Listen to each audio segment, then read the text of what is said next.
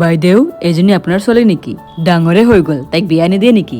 ভাল ল'ৰা এজন চাবচোন, যাৰ চৰকাৰী চাকৰি আছে, যোন মাহত লাখ টকা ইনকাম কৰে, যাৰ অট্টালিকা আছে, 2-3খন গাড়ী আছে, এনেকুৱা ল'ৰাহে লাগিব মোৰ ছোৱালীৰ কাৰণে। মোৰ ফুলকমলীয়া ছোৱালীজনীক যায় তাৰে হাতত গছাই দিব নোৱাৰো নহয়। আপুনি চিন্তা নকৰিব, মই তাৰ কাৰণে এনেকুৱা ল'ৰাই বিচাৰিম। কোমলীয়া ছোৱালী পাই যাব ভাল ল'ৰা। নৃপেন, তইচোন ইমানকে ছোৱালীবোৰৰ বিয়া কৰাও, আমাৰ তাইৰ কাৰণে ল'ৰা এজন চাবিচোন। তাইৰ বয়স কিমান হৈছেনো? তাইৰ 40 বছৰমান হ'ব।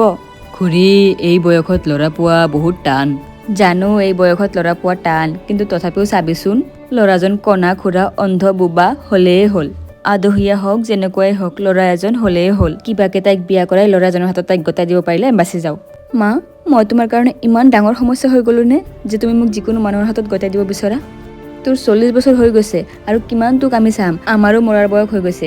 এতিয়া তোক যেনেকে নহওক ল'ৰাজনৰ হাতত গতাই দিব পাৰিলে আমি ৰক্ষা পৰি যাওঁ। এয়াই সত্য, বিয়া নোহোৱাকে ছোৱালী এজনীৰ বয়স বাঢ়ি অহাৰ লগে লগে মা দেউতাকৰ মূৰৰ কামৰণি হৈ পৰে।